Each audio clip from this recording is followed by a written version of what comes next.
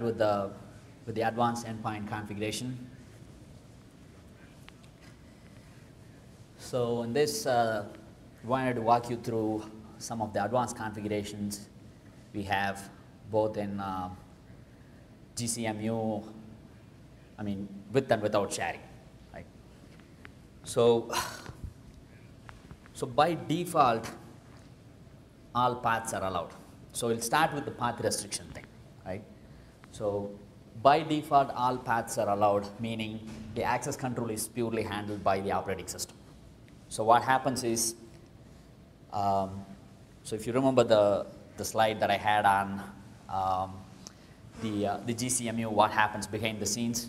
So user goes to Globus Online, puts in a username password, and tries to access an endpoint, puts in a username and password for that endpoint, and he gets access to that endpoint, right? So when he puts the username and password, so he gets authenticated at the same time, so he gets resolved to a local Unix user account, right? And the permissions are all determined by that user account. So whatever the Unix permissions that user account has, so the access control is determined by that. But we have additional path restrictions in GCMU and the GridFTP server configuration. So it's actually a comma separator list of full paths that users may access, right? So you want to set up a GridFTP server, but you don't want to allow access to all the folders, right? I mean, so you want to restrict access to, say, only to /scratch. You can do that. And you can actually explicitly deny access to some folders as well. Say, for example, you want to deny access to like dot folders, .ssh. So you can actually put in a rule for that. So say, for example, so in this case, in one case, you're actually allowing read to /data, and then full access to user's home directory, right? So there's some support questions. People automatically tend to think that if they give W, R is implicit. It's not the case. So if you do just W, they'll get only write access but not read access.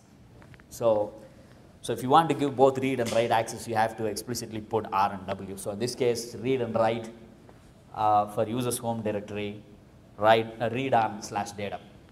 And then if you want to give full access to home directory but then deny all the hidden files, you can do that. So where do you do that? Let's go back to the configuration file, right?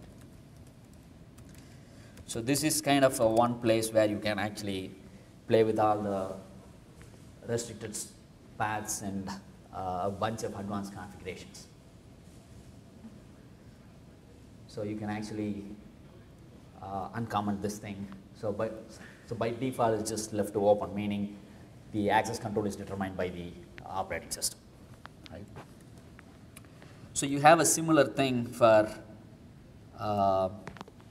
sharing path restrictions, right? I mean, so that path restriction applies with and without sharing, right? And on top of it, you can actually put restrictions on sharing, right? If you remember, like that path restriction is for all the users who have accounts on your system, right? So whether you enable sharing or not, if you have GCMU set up, they'll be able to access your endpoint, and for them, you put restriction. And then like if you want to put further restriction on sharing, so you enable sharing, but then you want to enable sharing only from one specific folder, right? Let's say you can actually create something like /scratch/share, and then just enable sharing from that folder. So if users want to share data, they have to move data into that folder and then share it. It depends on your needs and requirements. I mean, so if you want to allow sharing on all paths, that's fine. But there are provisions to restrict this sharing, and the syntax is same. So you can find that under the advanced sharing option, sharing restricted paths, right?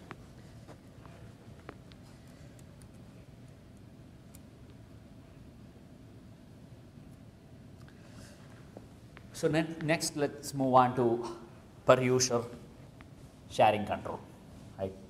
So in some cases, you might want to enable sharing only for a specific set of users. Yes?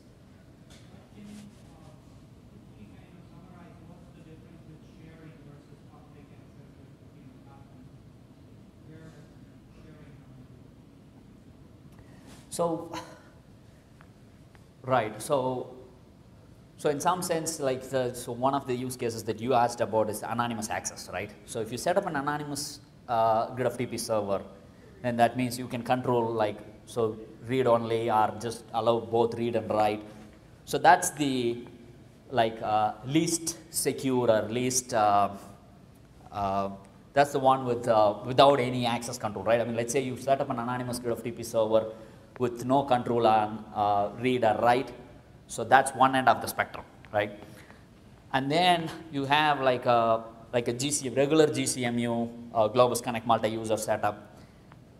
Then in that case, you don't put any restricted paths. So in that case, you actually restrict access to only those who have local accounts on the cluster on the machine, right? So then in that case, their access control is determined by the operating system's access control, right? I mean, so as a user, so they get mapped to a real user on that system. So that's the standard case.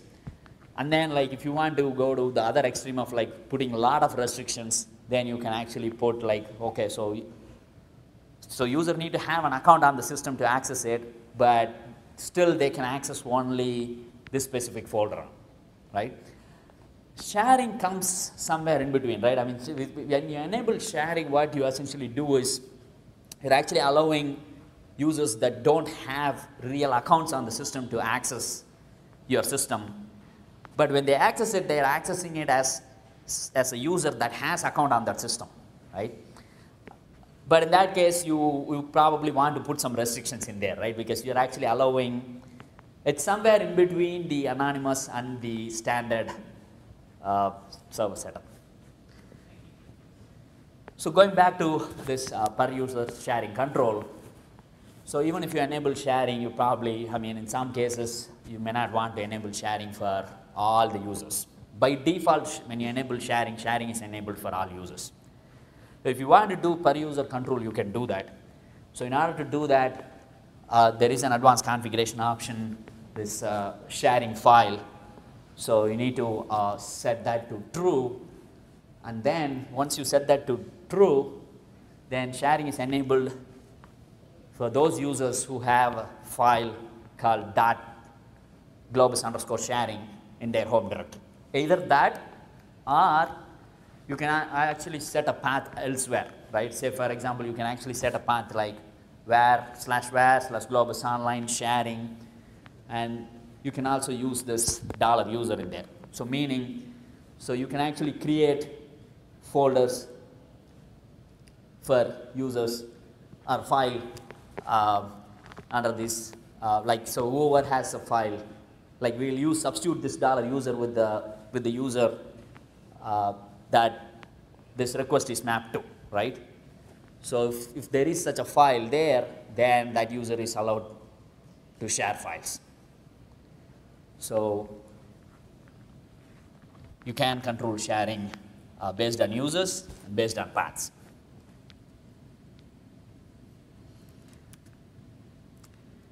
Let me just show you here.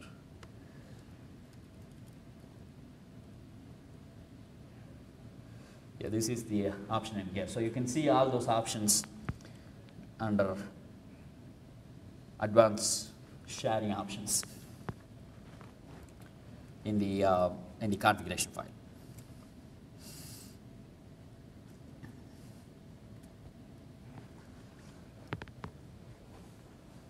So I showed you all my proxy online certificate authority, and so one thing that I did not mention at that time is so Globus, when you set up Globus Connect multi-user, so you set up a GridFTP server as part of that, right? I mean, that GridFTP server needs a certificate.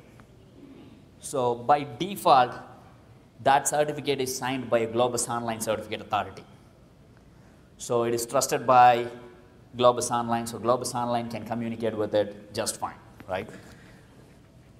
But if you want to put a host certificate, say for example, you want this server to be widely available, to be accessed by other clients, then you might want to just go get a certificate, a host certificate from a certificate authority like DOE Grid Certificate Authority or some well-known certificate authorities, right? So if you choose to do that, you can get the certificate and then basically put some configurations in there to use that host certificate instead of the certificate issued by the Globus Online Certificate Authority. So these are some of the options that you need to put. So by default, what happens is that when you set up the Globus Online, Globus Connect Multiuser, it actually connects to a relay server that we run, and it fetches a credential for it from that relay server, right? So you have to disable that. So don't fetch the credential from the relay server, and then set the certificate file to wherever you put the host certificate in there, and you need to set the key file too. So we need the host certificate and then the path to the private key, and you also set the trusted certificates directory to where you put the trust roots in there. Just when you get a host certificate, that host certificate is signed by some certificate authority, and you need the CA certificate files in there. And if you want to trust other certificate authorities, you put those certificate authorities certificates in the trust roots directory, so you can actually configure the trust roots directory in the configuration file. So this is another advanced option that a lot of campus administrators might want to do that. So now with the federated identities in common and the single sign-on capabilities. So CILogon, I don't know how many in here are familiar with CILogon. Who is familiar with CILogon? So CILogon is a service that basically provides some value adds on top of the in common. So in common is all shibboleth based. So what CILogon does is basically it converts the shibboleth credentials to a grid credential. So it actually gives an X519 credential. So when you go to in common, you put your own institution's username and password. With CILogon, using that, you turn that into an X519 credential. So which can be used with Globus Online. So what you need to do is, so if you want, I think Steve showed in his demo, like he actually used his University of Chicago credentials to log on to Globus Online, right? So if you want that capability for your institute, you basically want to get registered with CILogon, right? Once you get registered with CILogon, then your users can actually use your institution's credentials to log into Globus Online. All they need to do is they go, click on alternate login and the Globus Online web interface, and then pick in common bar CILogon, and then go choose your institution. So they'll be redirected back to your institution's page, and then they put their username password in there, and then they get redirected back to Globus Online, and then they can associate their Globus Online account with this identity provider. And then when they go to Globus Online, subsequently, they can just use their institution's credential instead of like Globus Online username password. So that is to just log into Globus Online, right? But it doesn't give the like a single sign-on ability to access your local endpoint, the Globus Connect multi-user that you set up, or GridFTP server that you're running using that credential, right? So if you want to do that, then so all you need to, so then there are some additional steps that you need to do. So one thing is you need to release EPPN. So you need to give CILogon permission to release EPPN attribute as part of the certificate that it issues, right? Once it authenticates you with your local institution's username, password, and it issues the X509 credential. So the reason for that is, as I said, every GridFTP request, when it's authenticated, it actually finds a local Unix username under which that request is executed, right?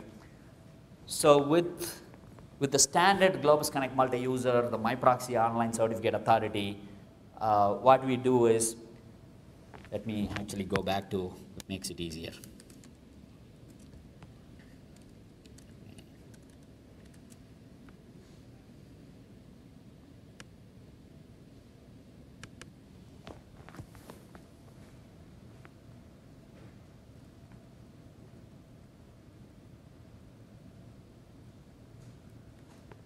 Okay, so in case of the MyProxy Online Certificate Authority, user gives the username, password, it goes all the way to the local authentication system, and when it issues the certificate, what it does is, as part of the certificate, it has like a distinguished name. It's a string, and in there, it just puts the local username, embeds the local username in there, right? So when that certificate is used to authenticate with the GridFTP server, so there's an authorization module in there. Before the GridFTP server accesses the files, so the authorization module determines the user account under which this request has to be executed. So that user account is extracted from that certificate, from the DN. So it puts the username into the DN, and then the authorization module just extracts that, that username from that distinguished name, right, in the certificate. So in case of CILogon, so what this EPPN is essentially the user's institutional username. Let's say I have University of Chicago, I have a username Raj K, right? So that is the EPPN. If it is released, if the institution allows CILogon to release that, then what CILogon does is it just adds that as an extended attribute in the certificate. It doesn't put it into the distinguished name like we do with the MyProxy Online CA, but it gets into the certificate somehow, and then the authorization module just grabs that and uses that user ID and actually runs the process as that user ID to service that request. But there are some issues with that because, the reason being the campuses, as a campus user, I may have access to multiple clusters, right? I have a central campus ID, and then I have access to a bunch of clusters. My username may not match with, I may have a different username to access a cluster, and then like my central University of Chicago ID is different, right? The campuses are moving towards using just one authentication system and one username, password to access everything, but that's not the case, unfortunately, now with many of the campuses, because with many local clusters, there's no guarantee that user has like a single username, password to access all the resources. But still, if there are campuses wherein like some clusters where the username is same as the central, like my Shibboleth ID or the university ID, then you can do true single sign-on with it. So we have a campus at University of Chicago. There is a research computing cluster where the ID, the accounts on that cluster uses the university authentication system. So in that case, I can do a real single sign-on. So, but let me see.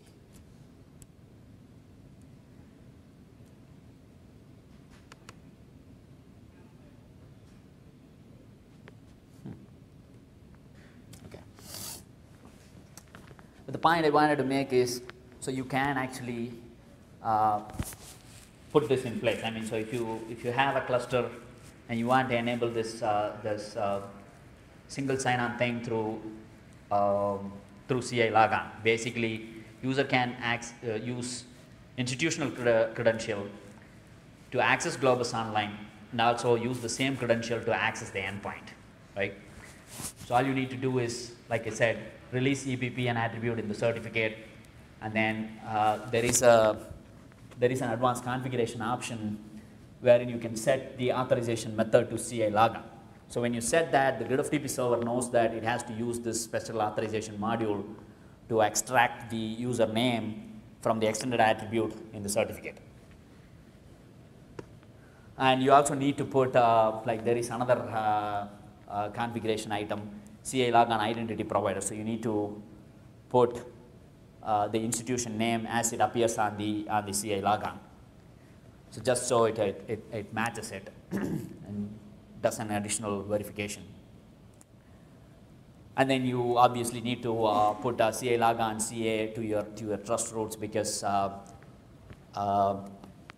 user is using a credential issued by the CILogon. So you need to trust the CILogon certificate authority.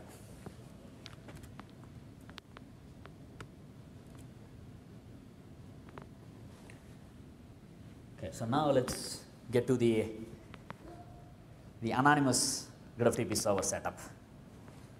So in the previous tutorial, Amit asked about setting up an anonymous GridFTP server. So here is how you set it up basically. So we have an option in the GridFTP server.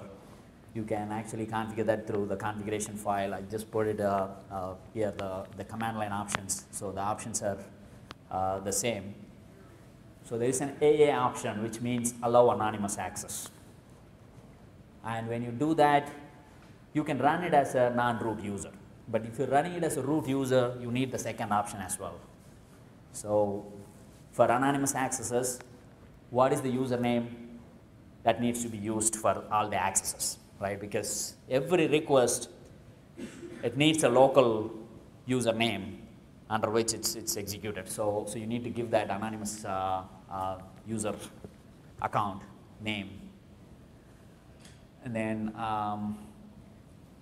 once you set this up, you actually need to configure this as an endpoint in Globus Online. So in this case, you can set it up with the standard GridFTP server. You don't really need a Globus Connect multi-user, because you don't need a MyProxy server or anything, because this is anonymous. You're not doing any authentication. So, but either way, I mean, if you find the Globus Connect multi-user convenient, you can actually set it up and then put the options, so it'll not use any of the MyProxy stuff in there. But you need to configure the endpoint in a special way. So notice that it's the FTP URL. So you need to put go to Globus Online. You can do this on CLI. I put the CLI commands in there, but you can also do it through the web interface. Through the web interface, I can quickly show you that.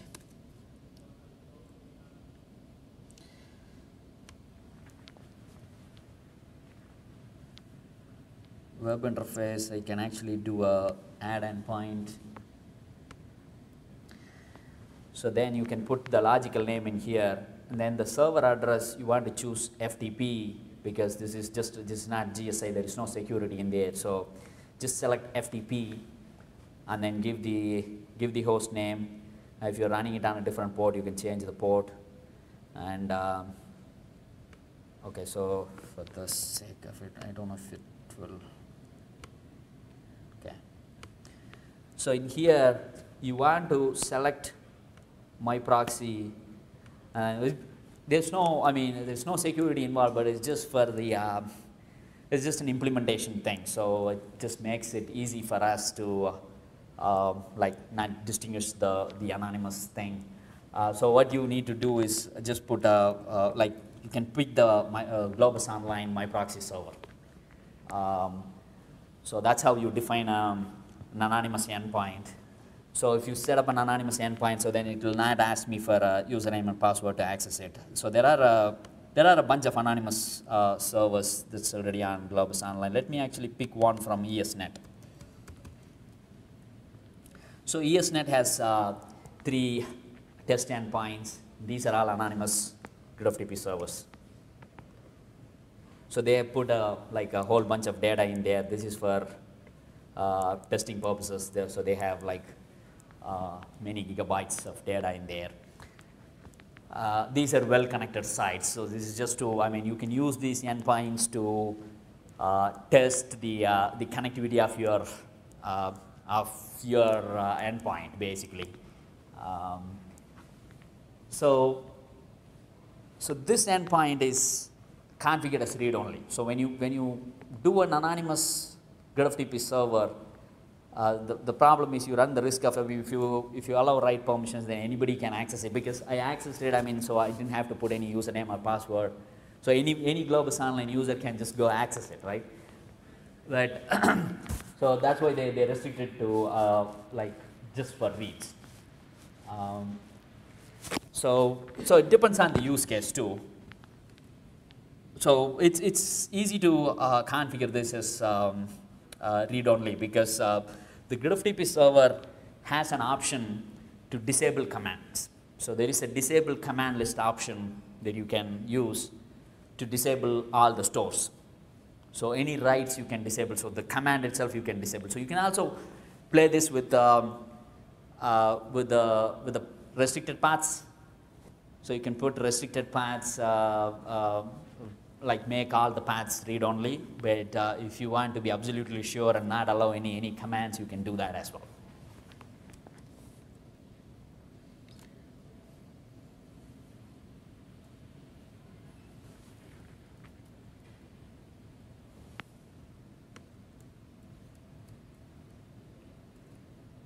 Okay, I think I missed this for going to the anonymous server, but anyway, so this is for endpoint administrators who want to set up multiple GridFTP servers on their cluster.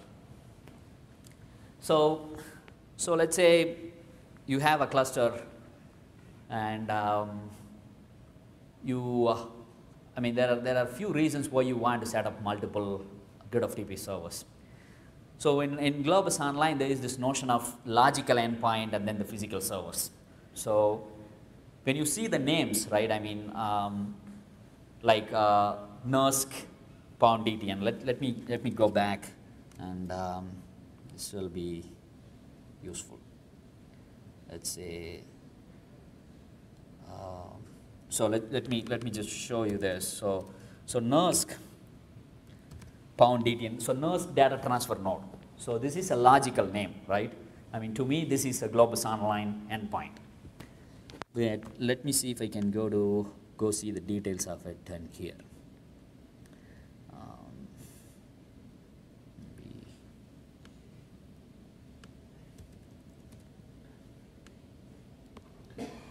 Okay. So I want to see the. Okay. So I want to see the information on the NERSC DTN. So maybe they changed it. Let me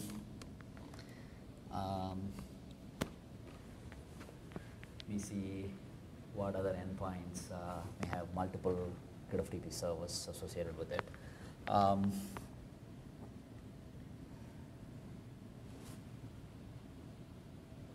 Anyway, the point is I don't remember anything off the top of my head, but the point is, so let's actually go back and see here. So this endpoint is associated with, this is the physical GridFTP server, but you can actually make a single logical name associated with multiple GridFTP servers.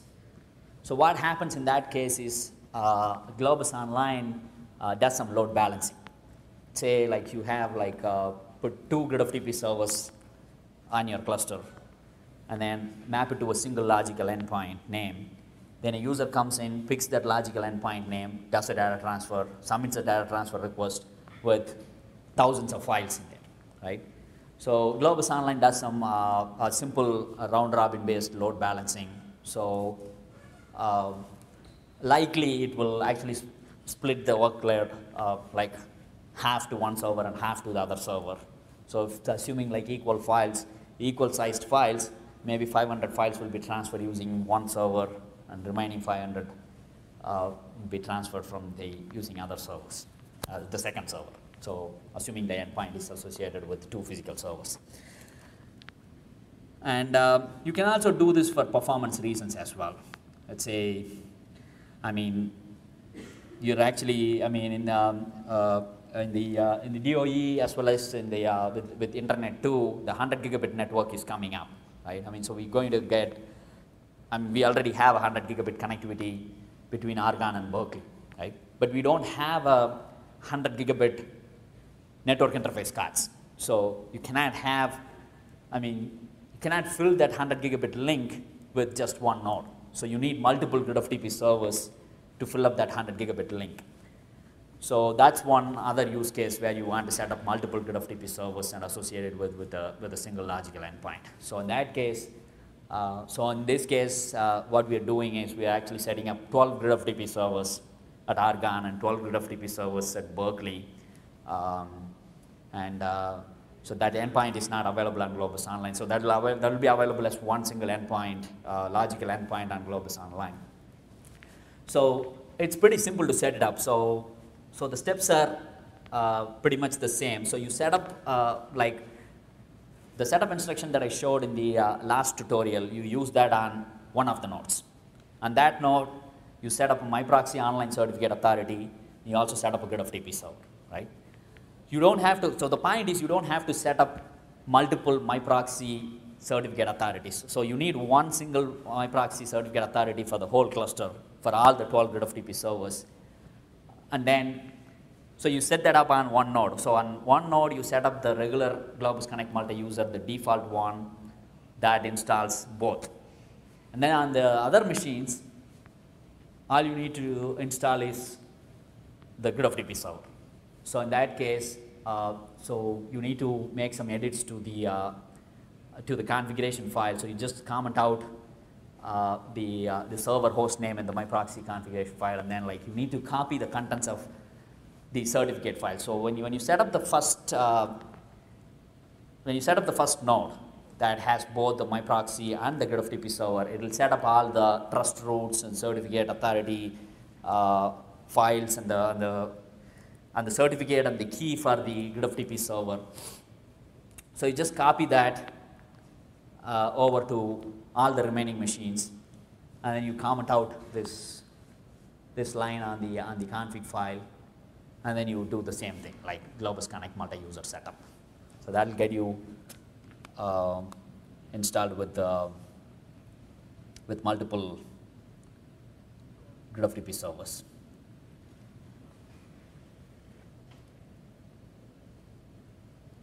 So these are all the advanced configuration options pretty much I had. If you have any questions, if you want me to go into more details on any of these things, I can go into the details. If you have any questions, I'm happy to answer it now. Yep.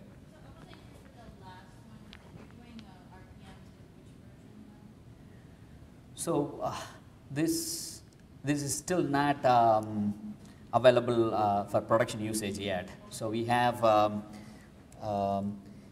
it available on the repo. So you can actually, if you go get the 5.2.4 repo configs, it has this sharing capability there. Okay. But we'll release a 5.2.5 officially with the sharing capability. But if you have a 5.2.4 install, and if you do one update, you'll get that as well. So. Maybe either offline or now, point to a good resource for configuring the XNMD or the GSI-FTP. Maybe some options that might be useful, like following some links. Sure. Discovered some of them. So it depends on how you want to. I mean, would you be taking the route of Globus Connect multi-user setup, or you would install GridFTP server? I mean, the question basically is, do you need the My Proxy Online certificate authority as well? Do you? Yes. Okay. So then in that case, if we are setting up the Globus Connect multi-user, we put the instructions, let me see, where do we put the instructions?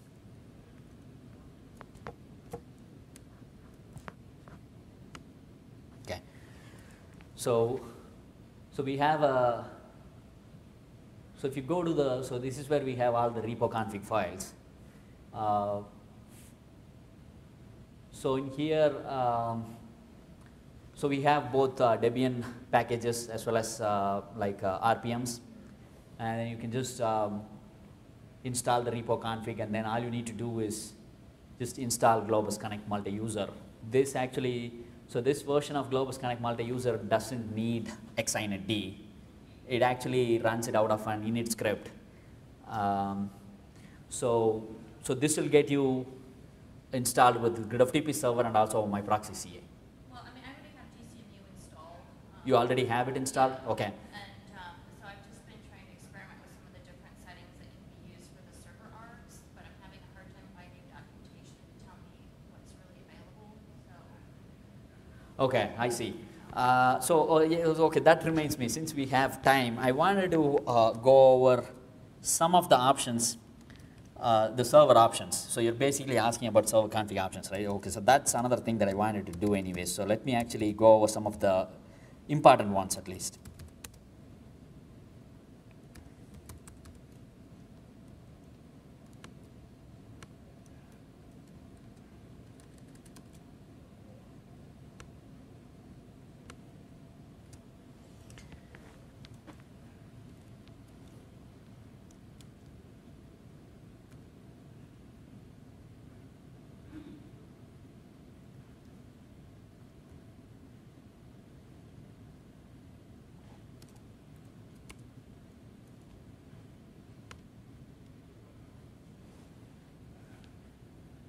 I don't know how visible is this. Is this fine? Okay.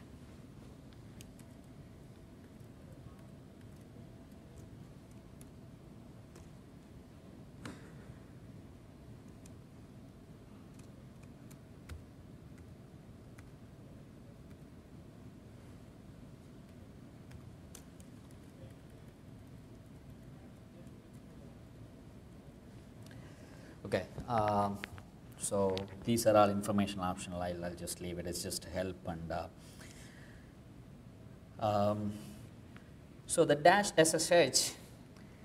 So we have an SSH based GridFTP server. It's not actually used with Globus Online, but this was actually developed before we started our effort on Globus Online. So this is for people who don't want to use GSI, but want to use SSH-based authentication. So, so what happens is, like, all you need to do is just use your SSH credential. If this is enabled, you can just use your SSH credential to do a GridFTP transfer.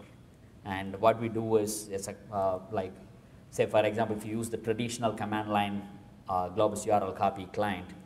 So Globus URL copy basically SSH onto like 2 servers, and so that the control channel uses SSH security, and then it passes a shared secret to both the servers, and that's used to form the data channel. So the data channel is secure in that case as well. So, but we cannot use the SSH-based security through Globus Online for obvious reasons, because you cannot do this, this delegation, and so SSH-based security has a lot of limitations. I think Steve mentioned a few in his talk this morning. So let me see what are the important options in here. So I showed the anonymous, allow anonymous thing, and then the anonymous user setting, and the sharing options, we already saw those. And so there are like options to set maximum number of connections. So you can set this, well, there is an instance count thing in xinetd. So you can use that to control the number of, total number of concurrent GridFTP connections, instances. here you can also set up like you can also do that with this option too. So this you can set the maximum number of connections, and you can also this option, the connections disabled option. We had a user request because like bunch of these facilities they wanted to. So when there is a maintenance, they didn't want to just like stop their service, but rather just put connections disabled and then like put an offline message in there, right? So the server is under maintenance until this date or something like that. So you can actually put connections disabled, put a message in the offline message so that users know, okay, so it's just temporarily out for maintenance. So and then this is the option that I mentioned, the disable command list. So you can use that to disable specific commands. Say, for example, if you want to disable deletes, you can disable deletes. If you want to disable writes, if you want to disable reads, you can do that. So there is, yeah, I think in the documentation page, there's more details on if you want to make it read only, what are all the commands that you need to disable. So if you go to the GridFTP documentation, you can find that in there. And the restricted path option, I showed it to you in the previous tutorial. So you can restrict the access to a specific path. You can deny access to a specific path.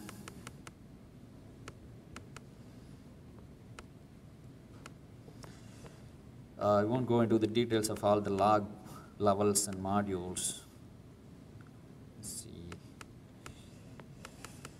Okay, so the usage statistics, so we collect usage statistics by default, meaning it's more of a, like we don't collect any user personal information or anything like that. So it's a UDP packet that the server sends to our usage collector.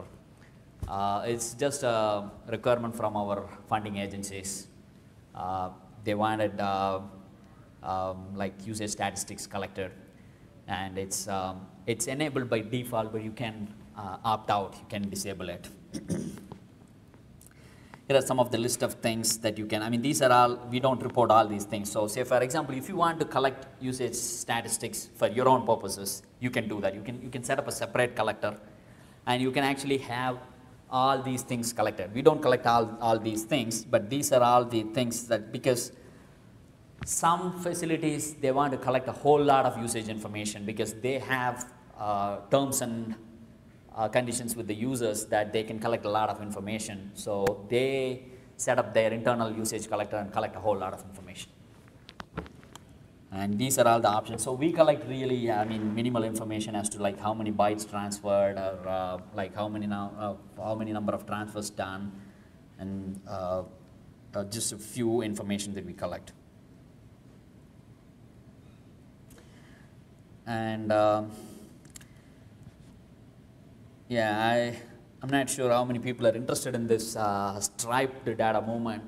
So one of the abilities in GridFTP is it can do, I told you about this associating a logical endpoint with multiple physical servers. And there is also another option wherein the GridFTP server itself does a striped data movement. What I mean by that is you can actually set up a controlled GridFTP server and then a bunch of data mover nodes. So it will do like a M2N data movement. So it can do a cluster to cluster data movement, multiple node to multiple node. There are some limitations in there. So this is helpful when you have like a huge file, one huge file. Let's say you have one 10 terabyte file. The stripe mode is useful, but otherwise the setting up multiple individual GridFTP servers and relying on Globus Online load balancing is pretty good for all practical purposes, because most of the data sets that we see are consist of many files. We don't see like data sets containing like one huge file often. It's very rare. I'm not sure if we saw any such like big one single file data movement.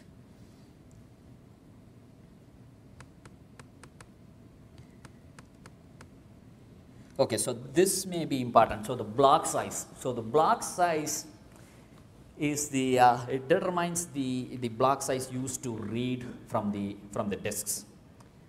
So this can actually have a significant impact on the performance, depending on the file system, right? I mean, so some file systems, for example, if you have a parallel file system like GPFS, setting this value to a bigger number really helps. Like, so if you are like using GPFS, recommend that you set this to like 4 megabyte. By default, it is 256 kilobyte, but really depends on the file system configuration. So GPFS, you might want to use a different block size. So basically, if you have some information about your file system, so if you know that, okay, so my file system performs best when I use this block size. If you know that information, so this is where you want to configure that information, because GridFTP will use that value to do the disk I/O. So you can set the default permissions for the files that are created. So it is actually, I mean, whatever you mask, so that has the, and you're limited by that. And on top of it, you can actually, if you want to even limit permissions, you can do that with this string, with this option.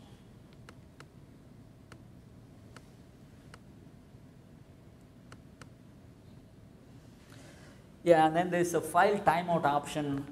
Some of you may find it useful, especially if you have like a tape-based systems. So if you have a tape backend, and if you know that your disk access is going to take a long time, then you can actually set a higher value in here, so that it doesn't time out. It'll wait for the I/O.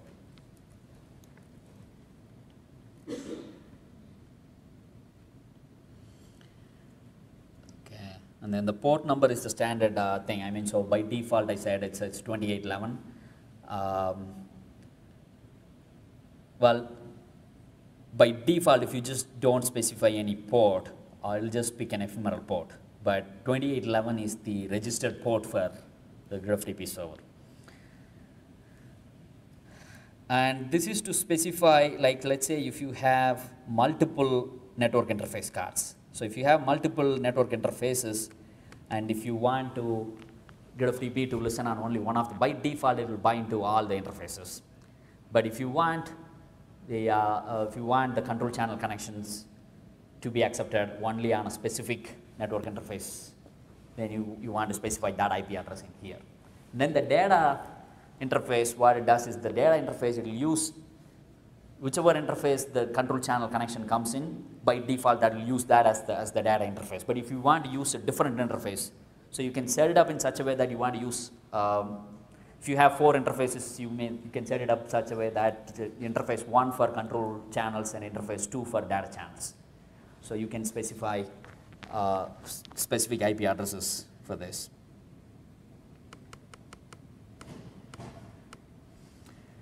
Yeah, I'll not go into the details of the IPC interface and everything. That's for striped.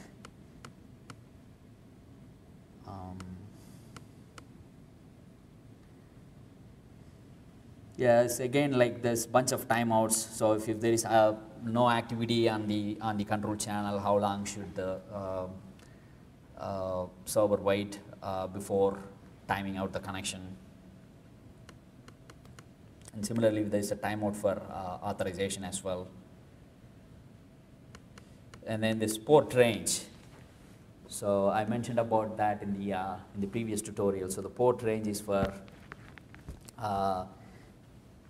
so incoming connections. So if you have a firewall restrictions, and if you have only a range of ports open on the firewall for inbound ports, you want to set this here so that GridFTP will pick one of the ports in that range to listen for data channel connections.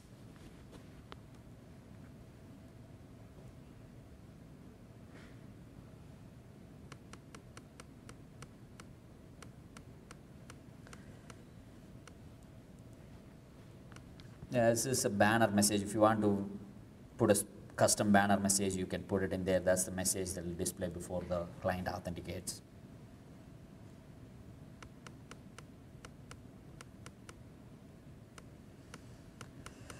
Okay, so DSI is a more advanced option. So what DSI stands for is data storage interface. So by default, I mean, this is the module that GridFTP uses to do the disk I/O. So the GridFTP architecture is really modular. So it has like two major modular pieces in there. So one is XIO, extensible input output system. It uses that for all network activity, right?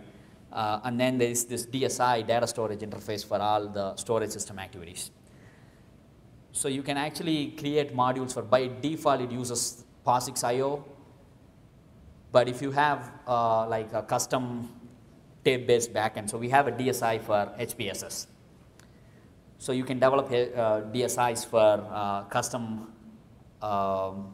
storage solutions that you have. Say even for example, like so the parallel file systems, so even though the parallel file systems like GPFS and Lustre, they expose POSIX IO, they have like custom interfaces as well, which will perform much faster than the POSIX IO. So you can develop like a custom GPFS DSI module. So we have a DSI module for HDFS, we have a DSI module for HPSS, and we also have a DSI module for SRB, which is the previous incarnation of the IRATS thing. There are some well-defined interfaces that you need to implement to develop a DSI module. So we have, the documentation on that is pretty light, but if you are interested in developing a DSI, just contact us, send us an email to support. So similarly, like I said, the XIO interface allows you to develop modules for new protocols. So we support TCP, and GridFTP has a module for UDT, which is a UDP-based reliable data transfer protocol.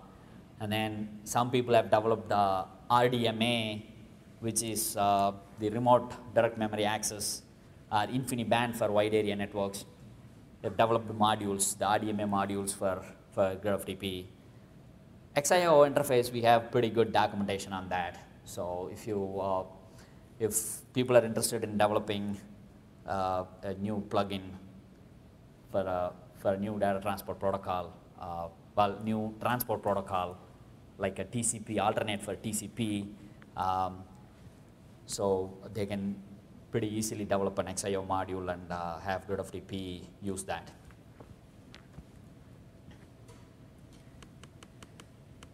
Yeah, the DC whitelist and so these things, so let's say you have a custom module, right? I mean, let's say you have a custom data storage interface, DSI module. So if you want the client to use that, you need to whitelist that explicitly. So by default, only the POSIX module is enabled.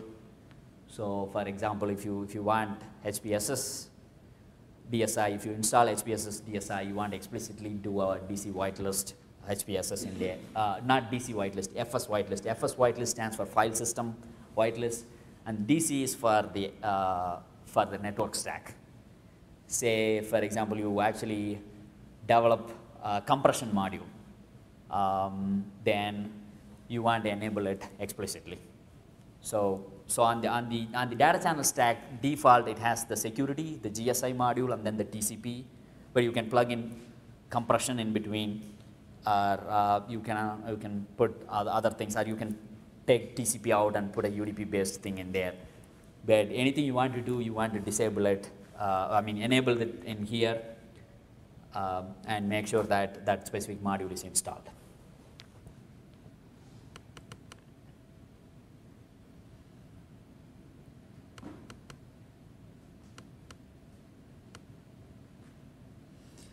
Yeah, that's pretty much it in terms of all the command line arguments. Any questions?